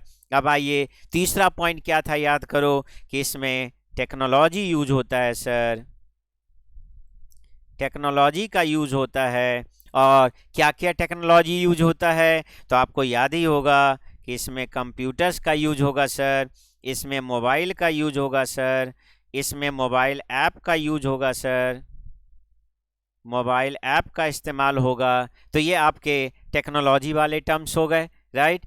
अब आ जाइए, यहाँ पर हमने ये भी देखा कि जो ई कॉमर्स में बायर्स, सेलर्स और साथ में जो उनके चैनल पार्टनर्स होता है वो आपस में कनेक्टेड होता है, और इस कनेक्शन के द्वारा जो उनके ई कॉमर्स ट्रांजेक्शन होता है उसकी स्पीड बढ़ जाती है, मतलब ई कॉमर्स ट्रांजेक्शन की प्रोसेसिंग एनहांस हो जाता है। तो यहाँ पर हमें ये लिखना है कि ई कॉमर्स का जो ट्रांजेक्शन प्रोसेसिंग होता है, ट्रांजेक्शन प्रोसेसिंग ये एनहांस हो जाता है, और इस एनहांस करने में टेक्नोलॉजी का यूज होता है। मतलब टेक्नोलॉजी को यूज करके आप ई कॉमर्स के ट्रांजेक्शन्स को, ई कॉमर्स के ट्रांजेक्शन प्रोसेसिंग को एनहांस कर देते हो सर। किसके किसके बीच में, तो आपको याद होगा यहाँ पर है बायर्स, यहाँ पर है सर सेलर्स, और यहाँ पर है उनके चैनल पार्टनर्स। जो भी उनके चैनल पार्टनर्स होगा इनके बीच में हमारा ट्रांजेक्शन्स एनहांस हो जाता है। एनहांस करने का मतलब हुआ स्पीड बढ़ा देना, एनहांस करने का मतलब हुआ कॉस्ट को रिड्यूस कर देना, एरर को कम कर देना, ये हुआ एनहांस करने का मतलब। नेक्स्ट आ जाइए, इसके बाद नेक्स्ट हमारा जो टॉपिक था दोस्तों उसमें ये था कि बायर्स जो होते हैं एंड सेलर्स ये क्या यूज करते हैं सर, तो बायर्स और सेलर यूज करते हैं that is telecommunication network, telecommunication network.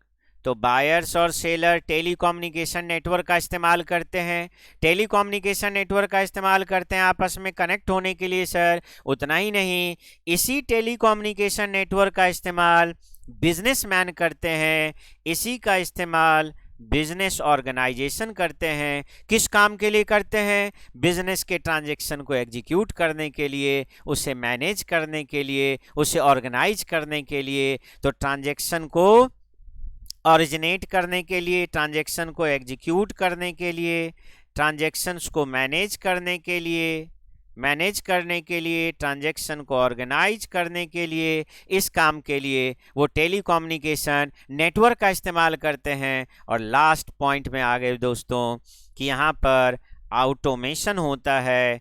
और किस चीज़ का ऑटोमेशन होता है सर, डिफरेंट ई कॉमर्स के ट्रांजैक्शंस का ऑटोमेशन होता है। किसके किसके बीच में, तो B2B, B2C, C2C, C2B, C2G, B2G, G2B, government to business, इनके बीच में ऑटोमेशन होता है, और ये ऑटोमेशन के लिए रिलायबल एंड सिक्योर कनेक्शन का इस्तेमाल होता है, सर इतनी बात अगर हमारे माइंड में याद रहे, देखो मैंने आपको इसलिए लिखवा दिया है, देखो यहाँ पर कोई सेंटेंसेस फ्रेम नहीं किया गया है, नो सेंटेंस इज फ्रेम्ड, इसलिए सेंटेंस हमने फ्रेम नहीं करा है फ्रेंड, क्योंकि मुझे पता है कि सेंटेंस तो आप जरूर बना लेंगे। अगर ये चीज़ आपको एग्जाम में याद आ गया, अगर ये स्टूडेंट को एग्जाम में याद आ गया, तो हर एक स्टूडेंट सेंटेंस तो बना ही लेगा दोस्तों। सेंटेंस की दिक्कत नहीं होती है, दिक्कत किसकी होती है? तो दिक्कत होता है कि हमें यही चीज याद नहीं आता, जिसके कारण हम उल्टे सीधे चीज लिखने लग जाते हैं एग्जाम में। प्लीज हमें वो चीज एग्जाम में नहीं लिखना है, राइट। अब आइए इसके बाद नेक्स्ट आपका, अब जो मैंने आपसे कहा था कि मैं आपको एग्जाम के क्वेश्चन का आंसर दिखाऊंगा, आइए दोस्तों एग्जाम के क्वेश्चन का आंसर देखते हैं। अब ये देखिए, ये हमारा सजेस्टेड क्वेश्चन आंसर है, जो कि नवंबर 19 का है, ICAI का स्टडी मैथ्स ICAI की वेबसाइट से लिया गया है दोस्तों, राइट। देखिए आपको इससे ये भी पता पड़ेगा कि क्वेश्चन का पैटर्न क्या होता है।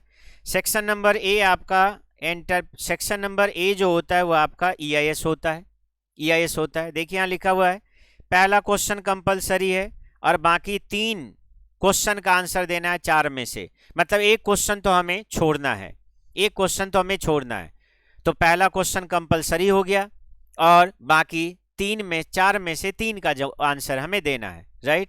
तो देखिए पहला क्वेश्चन हमारा ये हो गया RBI के बारे में। अब दोस्तों आप ही बता दो, हालांकि हमने पढ़ा नहीं और इससे हमारे को कोई अभी मतलब है नहीं, हम तो ये चैप्टर अलग हमारा चैप्टर है, लेकिन RBI के बारे में पूछ रहा है, कितना कॉमन क्वेश्चन हो सकता है ये देखो, राइट। अब आइए यहां पर ये 3 और 2 ये दोनों कंपलसरी क्वेश्चन है, जिसका जवाब आपको देना ही देना है, कंपलसरी का जवाब देना ही देना चाहिए। इसके बाद क्वेश्चन नंबर 2 आ गया, इसमें बाकी जो क्वेश्चन होगा उसका पैटर्न यही होगा 6-4, कभी कभी आता है 8-2, एक क्वेश्चन 8 नंबर का होगा और दूसरा क्वेश्चन जो होगा 2 नंबर का होगा, तो 6-4 और 8-2 यही कॉम्बिनेशन होगा। इस कॉम्बिनेशन में आपको 3 क्वेश्चन के आंसर देने हैं और एक क्वेश्चन आपको छोड़ने हैं, राइट। अब देखिए ये अभी हमने टॉपिक किया नहीं है, तो हमें इस टॉपिक को अभी स्किप करना पड़ेगा। मैं तो आपको सिर्फ ई-कॉमर्स वाला पार्ट बताने जा रहा हूं, ई-कॉमर्स वाला पार्ट। देखिए तीसरा क्वेश्चन भी 6-4 आ गया ना, पहला क्वेश्चन 6 मार्क्स का, दूसरा क्वेश्चन 4 मार्क्स का, लेकिन अभी हमने ये भी नहीं किया है तो हमें ये भी स्किप करना पड़ेगा, राइट। अब आइए 4th क्वेश्चन में हम आ गए, यहां पर आपको दिखेगा ई-कॉमर्स, देखो आ गया दोस्तों, हमें यही देखना था, explain the concept of e-commerce briefly, ये क्वेश्चन का फर्स्ट पार्ट है। सेकेंड पार्ट है, how can you protect your e-commerce business from intrusion, आप अपने ई-कॉमर्स बिजनेस को इंट्रूजन से कैसे बचा सकते हो, आप अपने ई-कॉमर्स ट्रांजैक्शन को इंट्रूजन से कैसे बचा सकते हो। तो देखो ये वाला पार्ट तो अभी हमने पढ़ा ही नहीं, जबकि इसी चैप्टर का है, लेकिन अभी हमने नहीं किया है, तो अभी हमें सिर्फ और सिर्फ ई-कॉमर्स के बारे में देखना है कि क्या जो हमने पढ़ा था, जो हमने पहले विजुलाइज किया था, फिर जिसको हमने स्टडी मटेरियल से रीड किया था और फिर जिसको हमने राइट किया था, क्या ये वहां पर यही है या इसके अदर देन कुछ और है। तो दोस्तों आइए देखिए, यहाँ पर लिखा हुआ है, e commerce can be defined as sale और purchase of goods service through electronic mode, this could include the use of technology in the form of computers, desktop, mobile app. दोस्तों मैं बार बार आपको ये बताना चाहता हूँ कि यहाँ पर आप इस पे मत जाओ, जैसे यहाँ लिखा हुआ है दिस कुड यूज, तो आपको भी लिखना है दिस कुड यूज नहीं, देयर इज यूज आप लिख सकते हो। जैसे सपोज करो दिस कुड यूज की जगह आपने लिख दिया there is use of technology, कोई दिक्कत नहीं है सर। अब यहाँ लिखा हुआ e commerce can be defined है, सर आपने ये नहीं लिखा, कोई बात नहीं है। अगर आप लिखते हो कि refers to e-commerce refers to, sir काम करेगा, ई कॉमर्स रेफर्स टू काम करेगा, कोई दिक्कत नहीं है।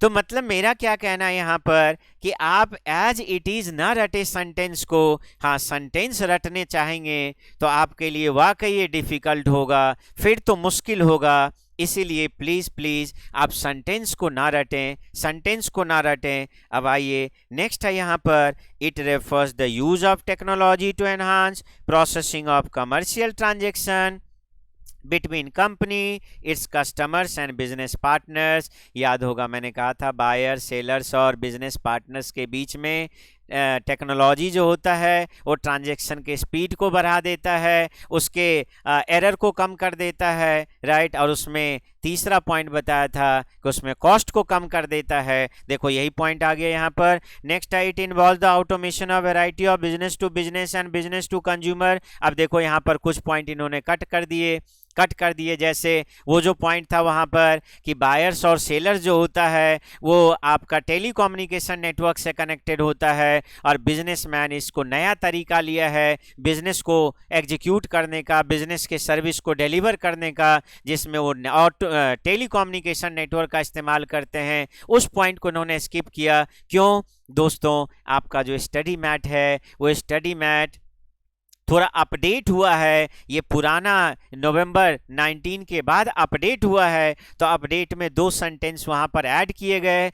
इसलिए मैं हर स्टूडेंट से कहता हूं स्टडी मटेरियल पर हो, स्टडी मटेरियल पर हो। अब ध्यान देना, अगला अगर कभी क्वेश्चन पूछा गया ई कॉमर्स के ऊपर पूछा गया और आप इतने ही लिख के आओगे, उसमें वो वाला 2 पॉइंट नहीं लिखोगे दोस्तों, निश्चित रूप से आपको मार्क्स नहीं मिलेंगे, निश्चित रूप से मार्क्स नहीं मिलेंगे, कम मिलेंगे। 4 नंबर होगा, 2 नंबर होगा, तो आपको आधा नंबर 1 नंबर कट कर लेंगे आपके मार्क्स में से। तो इसीलिए स्टडी मटेरियल इंस्टीट्यूट का आपको पढ़ना चाहिए, और वो भी करंट वाली पढ़ना चाहिए, पुराना स्टडी मैट नहीं पढ़ना चाहिए। तो ये तो दोस्तों साबित हो गया कि हम जो यहाँ पर आपको बताना चाह रहे थे, अब मैं चाहूँगा कि एक बार इस पॉइंट को हम फिर से दोबारा इस पॉइंट को करें एक बार। देखिए यहाँ जो मैंने आपको बताया था, क्या बताया था सर यहाँ पर,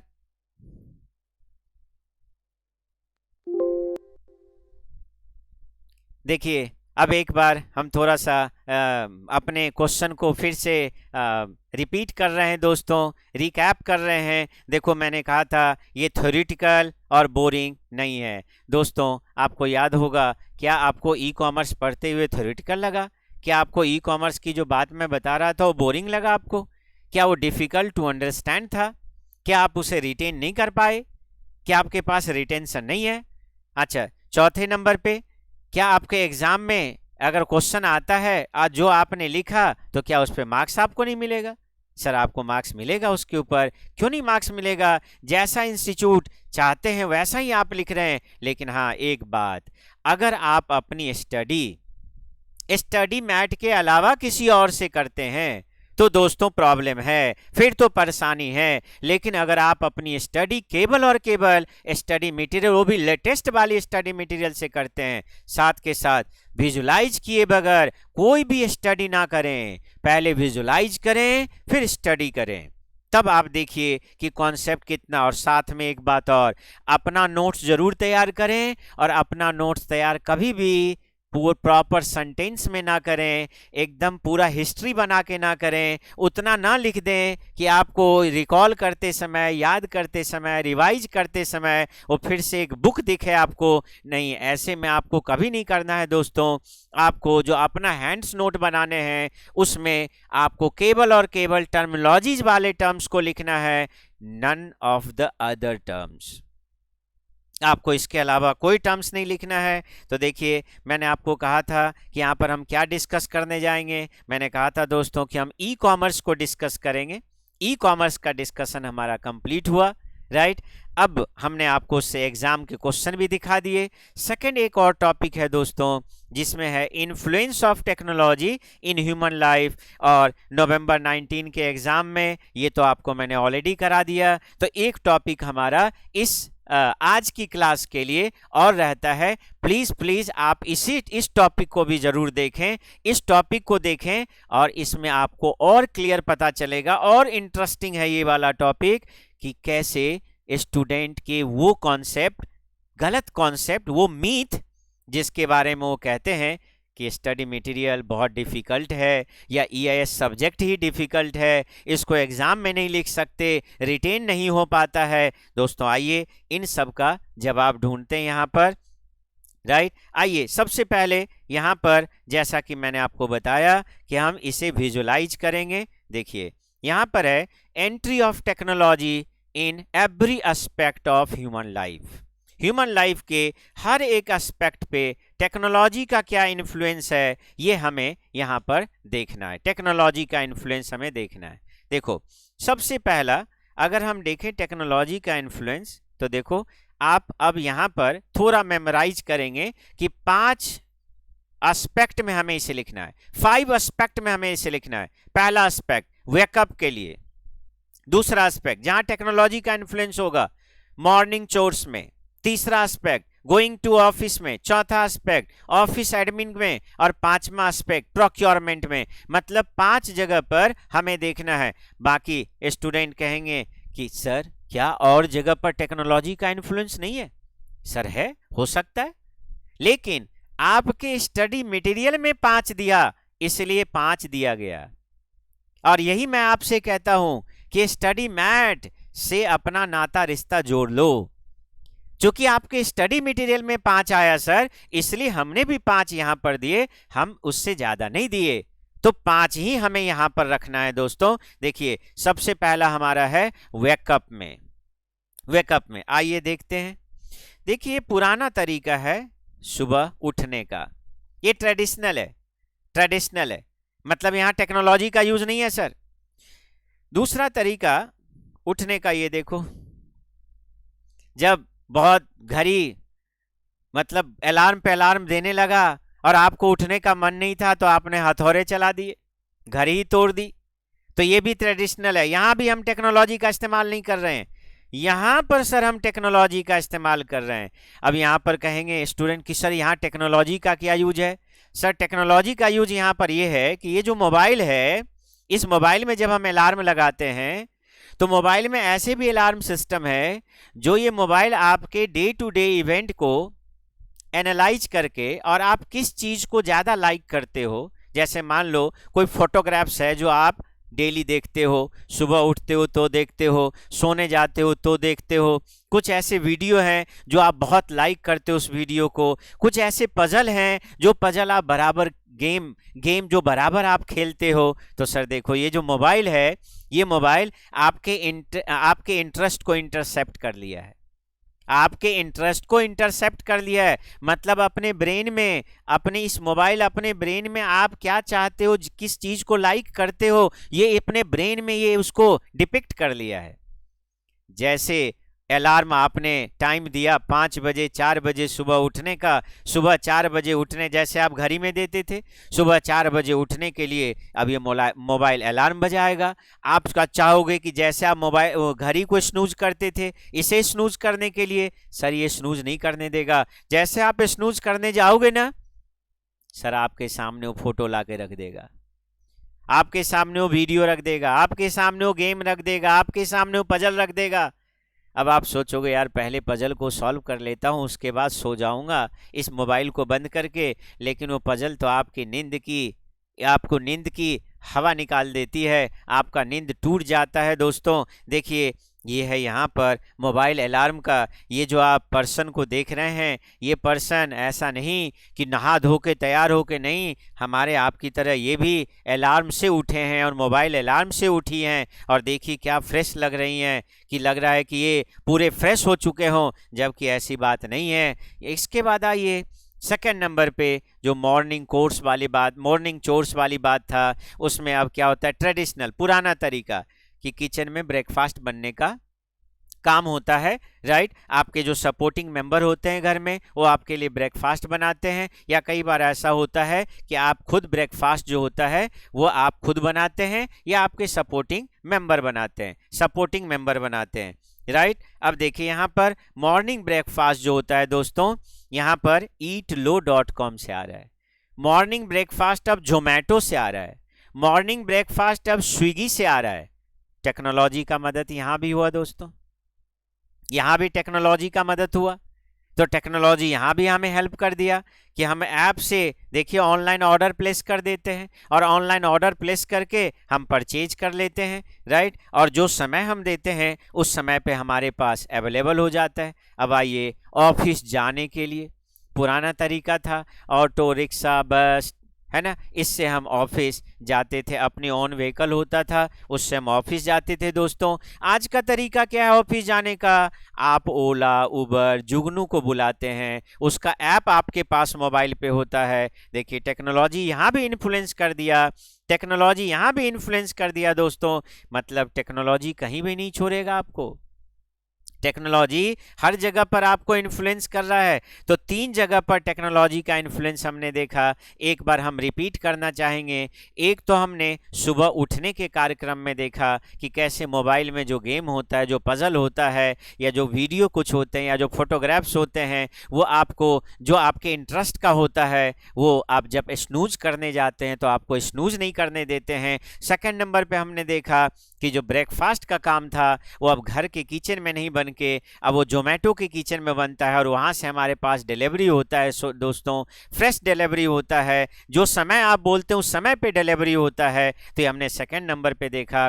तीसरे नंबर पे हमने क्या देखा सर? तीसरे नंबर पे हमने देखा कि जो हम ऑफिस जाने का कार्यक्रम हमारा है वो चेंज हो चुका है, वो हमारा तरीका बदल चुका है ऑफिस जाने का। मतलब पहले जो तरीका था अब हम ओला उबर और जुगनू का इस्तेमाल करते हैं। अब आइए चौथे नंबर पे ऑफिस एडमिन का काम। जैसे मैं एक छोटी सी बात बताऊं, आप ऑफिस गए, आपको बताया गया कि जाओ ये लेटर को आप पोस्ट करके आइए, तो आप क्या करते थे? एक पोस्ट ऑफिस दूसरे पोस्ट ऑफिस, एक कुरियर कंपनी दूसरी कुरियर कंपनी, आप घूमते रहते थे। लेकिन आज के डेट में आप ऐसा नहीं करते। आज के डेट में देखिए यहाँ पर डीएनजी कुरियर सर्विस का सॉफ्टवेयर आप अपलोड कर लेते हैं, आप इंस्टॉल कर लेते हैं अपने कंप्यूटर पे, और इसमें इतने सारे फैसिलिटीज हैं दोस्तों। व्हीकल के ट्रैकिंग का फैसिलिटी है, इसमें आप पार्सल की बुकिंग की फैसिलिटी है, आप पार्सल की बुक कर दीजिए, जिस समय पे बोलेंगे उस समय पे, जिस जगह पर बोलेंगे उस जगह से ये पार्सल को पिक करके लेके चले जाएंगे। टाइम इतना पंक्चुअल दोस्तों कि अगर आपने बोला 4 बजे तो 4 बजे, अगर आपने बोला 5 बजे तो सर 5 बजे, जो समय आप बोलेंगे सर उस समय पे ये आपके पास अवेलेबल हो जाता है, अवेलेबल हो जाता है। तो ये आपका बहुत बड़ा काम हो गया, दैट इज़ पार्सल वगैरह में, कुरियर सर्विसेज में। और साथ के साथ देखिए जो कंपनी आपको ऐप दे रही है वो कंपनी रोबोट का इस्तेमाल कर रही है अपने कुरियर के काम में। रोबोट के इस्तेमाल होने से 3 फायदा मिलता है दोस्तों ट्रांसपोर्ट पार्सल के काम में। पहला फायदा मिलता है कि कॉस्ट कम हो जाते हैं, दूसरा फायदा मिलता है सर कॉस्ट कम हो जाता है, फास्ट हो जाता है और सेफ डिलीवरी होती है। कहीं भी प्रोडक्ट में कोई स्क्रैच नहीं आएगा, प्रोडक्ट स्क्रैच फ्री आपका डिलीवर हो जाएगा, कोई डैमेज नहीं आएगा प्रोडक्ट में। तो इसके लिए रोबोट का इस्तेमाल किया जा रहा है। ये सब विजुअलाइजेशन चल रहा है। अभी हम स्टडी मैट में आएंगे, स्टडी मैट आपको दिखाएंगे सर। देखिए अगला है यहाँ पर सर्चिंग एंड कंपेयरिंग, राइट। अब आइए जब हम सामान खरीदने जाते हैं, सामान खरीदने में दोस्तों सबसे बड़ी बात क्या होती है? सबसे पहले क्या होता है जरा आप ध्यान से सुनेंगे। सामान खरीदने में सबसे पहले जो होता है वो हमारे को डिफरेंट प्रोडक्ट हमारे पास अवेलेबल होना चाहिए, ताकि हम उस प्रोडक्ट को कंपेयर कर सकें और उसमें से बेस्ट को बाई कर सकें। जब हम किसी ट्रेडिशनल में किसी शॉप पे जाते हैं तो शॉप पे कई बार ऐसा होता है दोस्तों कि जो सामान हमें चाहिए होता है, जिस ब्रांड का सामान चाहिए होता है, उस ब्रांड का सामान वहां अवेलेबल नहीं होता। तो मजबूरी में जो सामान वहां अवेलेबल होता है हमें वो सामान लेके घर आना पड़ता है। लेकिन जब हम ऑनलाइन मोड में आते हैं तो ऑनलाइन मोड की अब कहानी सुनिए। अगर आपने बिस्किट परचेज करना है तो आप अमेजोन पे जाते हैं, तो जितने भी ब्रांड के बिस्किट्स हैं ऑल आर अवेलेबल देयर। हम उतना ही नहीं करते। अब सपोज करिए हमें गुड डे बिस्किट पसंद आया, तो गुड डे बिस्किट का अब हम क्या करते हैं, इधर अमेजोन पे अब इधर फ्लिपकार्ट ओपन कर लेते हैं, इधर ग्रोफर ओपन कर लेते हैं प्राइस के लिए कि कहां सस्ता है। देखिए पहले तो बेस्ट को सेलेक्ट कर लिया, अब फिर प्राइस के लिए डिफरेंट ई कॉमर्स प्लेयर्स के पास चले गए और डिफरेंट ई कॉमर्स प्लेयर से प्राइस को सेलेक्ट कर लिया।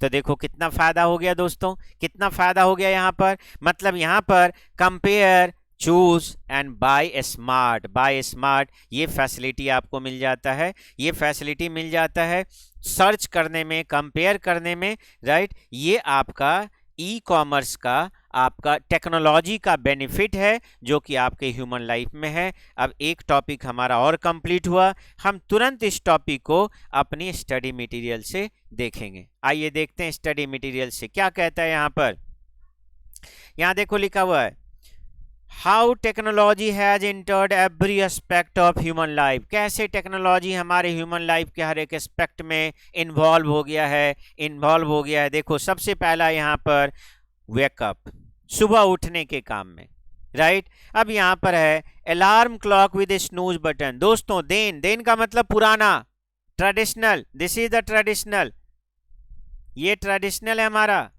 और नाउ ये हो गया अभी का, टेक्नोलॉजी के बाद।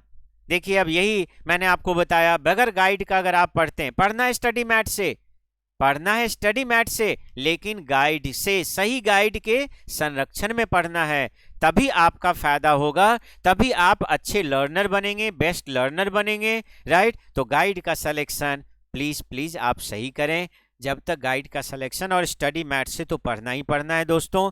विजुअलाइजेशन के बगैर चीज़ों को ना पढ़ें। अगर आप बगैर विजुअलाइजेशन का पढ़ेंगे तो दिक्कत आपको होगी ही होगी। अब देखो यहाँ पर आपके माइंड में तो आ गया होगा कि मोबाइल अलार्म होता है मल्टीपल टाइप्स का, जिसमें फोर्स करते हैं आपको mathematical quiz before you snooze them ensuring you wake up. आपको पक्के निश्चित रूप से ये उठा देते हैं, राइट। अगला हो गया दैट इज मॉर्निंग चोर्स के अंदर मेक और कुक ब्रेकफास्ट, आप ब्रेकफास्ट बनाते हैं। यहाँ कहते हैं कई सारे होम डिलीवरी के आपके पास ऑप्शन होते हैं जहाँ से आप सामान ऑर्डर कर देते हैं। जोमेटो है, इसमें स्विगी है। अब आइए गोइंग टू ऑफिस जाने के लिए आप पहले ऑटो रिक्शा वगैरह इस्तेमाल करते थे।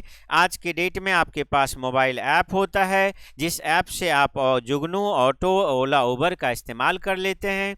ऑफिस एडमिन के काम में आइए तो यहाँ पर लिखा हुआ है all jobs to be done assign service provider को असाइन किए जाते थे, राइट। जैसे पोस्ट ऑफिस में आप जाते थे, कुरियर एजेंसी के पास जाते थे लेटर को पोस्ट करने के लिए। अब कहता नहीं, ऐसा नहीं है। आज के डेट में आप ऑनलाइन बुक कर देते हैं, ऑनलाइन ऐप के थ्रू इसे बुक कर देते हैं और डिलीवरी बॉय आके पिक कर लेता आपके प्रोडक्ट को। प्रोक्योरमेंट में आते हैं दोस्तों तो देखो यहाँ लिखता है go shop to check price and quality. Price quality के लिए आप एक शॉप से दूसरे शॉप से तीसरे शॉप, ऐसे आप मूव करते रहते थे। आज के डेट में आप ऐसा मूव नहीं करते हैं। Now it is possible to search all product online, buyer can compare prices and order online. Few online sellers are giving facility of delivery within 12 hours of ordering.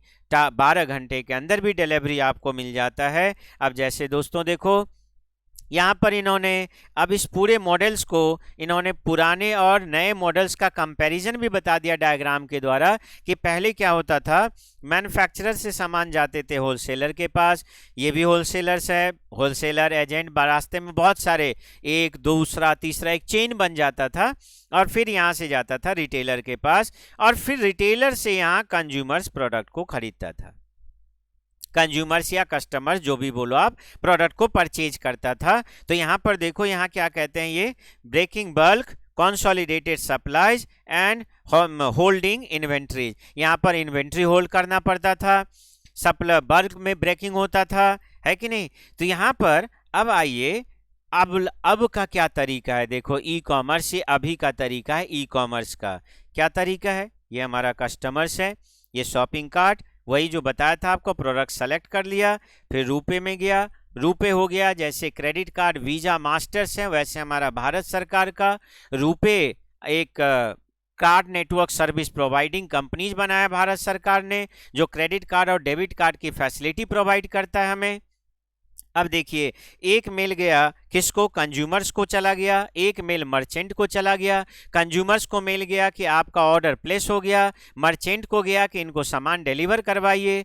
Merchant से अब यहाँ से एक मेल वेयर हाउस के पास चला गया जहाँ पर गुड्स स्टोर था। वेयर हाउस से शिपिंग के द्वारा ये प्रोडक्ट कस्टमर्स के पास शिप हो गया, शिपमेंट के द्वारा शिप हो गया। ये अब का तरीका है, ट्रेडिशनल तरीका, और अब के तरीका में देखो कितने बदलाव है। अब इसका इन्होंने आगे डिफरेंस दिया है, पर ये डिफरेंस हम लोग आज की क्लास में नहीं करेंगे, क्योंकि हमने आपको स्टार्टिंग में बताया था कि केवल मैं 2 टॉपिक आज की क्लास में करूंगा। एक ई कॉमर्स के बारे में बताऊंगा और एक टेक्नोलॉजी कैसे ह्यूमन लाइफ को इन्फ्लुएंस किया है ये मैं बताऊंगा। दोस्तों 5 मिनट आपका हमें और चाहिए, और 5 मिनट इसलिए आपका और चाहिए कि आपके लिए मैंने कुछ मटेरियल तैयार किए हैं। वो मटेरियल मुझे आपको दिखाने हैं कि क्या मटेरियल मैंने आपके लिए तैयार किए हैं। स्टडी मैट से तो आपको पढ़ना है ही, राइट। अब हमें क्या करना है कि स्टडी मैट के अलावा देखिए यहाँ पर मई 19 का क्वेश्चन हमने दिया है, नवंबर 19 का क्वेश्चन दिया है, और नवंबर 20 का क्वेश्चन दिया है। मई 19 से हमने इसलिए स्टार्ट किया है दोस्तों, क्योंकि मई 19 से पहले आपका जो सिलेबस था, वो आपके जो क्वेश्चन के पैटर्न थे वो अलग थे। मई 19 से पहले आपके 50 मार्क्स के क्वेश्चन आते थे। मई 19 के बाद जो क्वेश्चन का पैटर्न हुआ वो हुआ 35 मार्क्स का थ्योरी और 15 मार्क्स का एमसीक्यू। ये थ्योरी होता है और ये एमसीक्यू है। तो ये जो 10 मार्क्स आप देख रहे हैं ये आउट ऑफ 35 में से आपका ये 10 मार्क्स है। ये जो 8 मार्क्स आप देख रहे हैं आउट ऑफ 35 में से देख रहे हैं आप, और ये जो 8 मार्क्स आप देख रहे हैं ये भी आउट ऑफ 35 मार्क्स में से 8 मार्क्स आप देख रहे हैं, राइट। अब देखो इसके बाद हमने क्या किया है, ये तो बड़े कॉमन सी बात है। हमने ये तीनों अटेम्प्ट के क्वेश्चन में से चैप्टर वाइज क्वेश्चन को सेग्रीगेट कर दिया है कि कितने क्वेश्चन किस किस चैप्टर से आए थे, तो सेग्रीगेट करके एक क्वेश्चन बैंक के रूप में आपके सामने हमने रख दिया है, और इसके आंसर भी हमने दे दिया है। आंसर वही है जो इंस्टीट्यूट का सजेस्टेड आंसर है। जैसे अगर हम इसको देखें, देखिए ई कॉमर्स का डेफिनेशन था ना, जो आपने वहां पर आता है ई कॉमर्स का डेफिनेशन, देखो अब यहाँ भी आप ई कॉमर्स के डेफिनेशन देख सकते हो, वही डेफिनेशन है, सेम डेफिनेशन जो वहां पर था। तो ये वहां से कट कॉपी पेस्ट किया गया है दोस्तों, यहाँ से कट कॉपी पेस्ट किया गया है, राइट। अब देखो इसके बाद अगर हम देखें तो हमने क्या किया आपके लिए, एक्स्ट्रा क्या किया यहाँ पर, आइए ये दिखाते हैं आपको। हमने उस स्टडी मटेरियल को, उसके जो कॉन्सेप्ट है उसको हमने क्वेश्चन आंसर के रूप में एक क्वेश्चन बैंक तैयार कर दिया, क्योंकि मुझे क्या लगा कि जो स्टूडेंट होते हैं उनको सबसे बड़ी दिक्कत क्या आता है, उनको दिक्कत ये आता है कि वो स्टूडेंट कहते हैं कि जो हमें पता ही नहीं, हमने पढ़ तो लिया लेकिन हमको पता ही नहीं पड़ता कि इसमें क्वेश्चन कैसे आएगा। तो हमने क्वेश्चन आंसर तैयार कर दिए, सारे जितने भी टॉपिक है सब पे क्वेश्चन आंसर हमने तैयार कर दिए।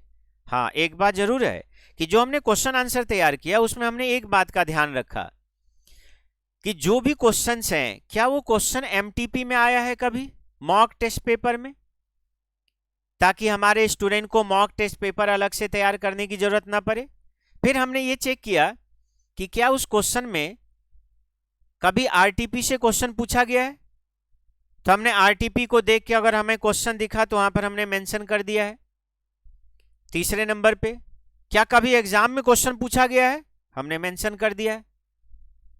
क्या प्रैक्टिस मैनुअल में क्वेश्चन पूछा गया है, हमने मेंशन कर दिया है। सर ऐसे सारे जगह पर अगर क्वेश्चन पूछे गए हैं तो हमने उसको यहां पर मेंशन कर दिया है, देखिए यहां पर है व्हाट इज ई कॉमर्स, तो यहां पर हमने मेंशन कर दिया कि नवंबर 19 के अटेम्प्ट में एग्जाम में क्वेश्चन आया हुआ है, राइट। अब देखो how has technology entered every aspect of human life, इससे एग्जाम में अभी तक क्वेश्चन नहीं आया, ना आरटीपी में आया है, ना मॉक टेस्ट पेपर में आया है, ना प्रैक्टिस मैनुअल में। लेकिन यहाँ अगला question, difference between traditional commerce and e commerce, तो ये प्रैक्टिस मैनुअल में क्वेश्चन आया हुआ, हमने मेंशन कर दिया है सर कि ये प्रैक्टिस मैनुअल में क्वेश्चन आया हुआ है।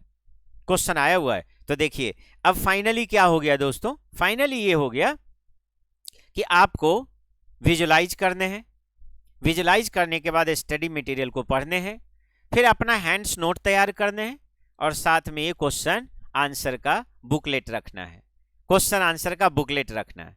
इसके अलावे सर आपको कुछ भी पढ़ने की जरूरत नहीं है, ये ऑल इन वन है ये क्वेश्चन आंसर, क्योंकि इसमें प्रैक्टिस मैनुअल भी है, स्टडी मटेरियल भी है, इसमें सजेस्टेड आंसर भी है सर, इसमें हर एक चीज इन्वॉल्व है, राइट। और आपके पास हैंड्स नोट ऑलरेडी होगा। देखिए हमने इसमें जैसे आगे का अगर हम ये क्वेश्चन देखें, ये देखो ये क्वेश्चन है, अब इसमें हमने क्वेश्चन बनाया टॉपिक, तो यहाँ पर क्वेश्चन आ गया एमटीपी, तो हमने मेंशन कर दिया कि एमटीपी में ये क्वेश्चन आया हुआ है, ये नवंबर 19 के एमटीपी में आया हुआ है, 2 बार एमटीपी में क्वेश्चन आया हुआ है इस टॉपिक के ऊपर, तो हमने मेंशन कर दिया। ऐसे हमने हर जगह किया है, जहां मॉक टेस्ट पेपर से आया वहां मॉक। अब देखिए यहाँ पर ये आरटीपी से आया क्वेश्चन, तो हमने मेंशन कर दिया। देखो अब ये क्वेश्चन नवंबर 18 के एग्जाम में आ चुका था, मतलब आरटीपी से भी आया और नवंबर 18 के एग्जाम में भी आ गया सर, हमने मेंशन कर दिया। तो इस तरीके से हमने इस बुकलेट को तैयार किया है, इस बुक को तैयार किया, स्टडी मैट को तैयार किया आप लोगों के लिए। मतलब मैं कंक्लूड कर रहा हूं आप लोगों के लिए, ये थ्योरी नहीं है, ये प्रैक्टिकल है, क्योंकि इसमें डे टू डे लाइफ की चीज हम पढ़ते हैं। सेकंड नंबर पे ये अंडरस्टैंड करने में बहुत आसान है, कंडीशन है कि आप इसको पहले विजुलाइज करें, उसके बाद आप इसको स्टडी करें, स्टडी मटेरियल से रीड करें, फिर अपना हैंड्स नोट्स बनाएं और फिर ऐसे क्वेश्चन आंसर का बुकलेट आपके पास होना चाहिए। तो इससे आपका काम आसान हो जाएगा, एग्जाम में क्वेश्चन आएगा आप उसे लिख पाएंगे, टेक्नोलॉजी के टर्म आप यूज कर पाएंगे अपने आंसर में, और निश्चित रूप से आपको अच्छे मार्क्स मिलेंगे दोस्तों, राइट। देखिए आज की क्लास हमारी क्लास इंफॉर्मेटिव क्लास थी, जो कि स्टूडेंट के कुछ क्वेरी को सॉल्व करते हुए और उसका एविडेंस दिखाते हुए हमने आपको बताया। इस कड़ी में अगली क्लास आप हमारी ज़रूर देखना, और मैं स्टूडेंट के रिक्वेस्ट पे इस चैप्टर की मैक्सिमम क्लासेस को मैं पब्लिश करने जा रहा हूँ यूट्यूब पे। सो प्लीज़ आप इस क्लास के, इस चैप्टर के सारी क्लासेस को अगर आपको देखना हो दोस्तों, और इसमें 10 मार्क्स 8 मार्क्स मैंने मार्किंग भी दिखा दी है आपको, तो प्लीज़ अगली क्लास आप हमारी ज़रूर देखेंगे, और देखने के साथ साथ आप कमेंट भी करेंगे। कमेंट भी करना है आपको कि आपको ये क्लास कैसी लगी, और आपको दूसरे को रेफ़र भी करना है इस क्लास को, अगर अच्छी लगी तो आपको इसे रेफ़र भी करना है इस क्लास को। Thank you, bye bye, have a nice day to all of you, thank you, all the best।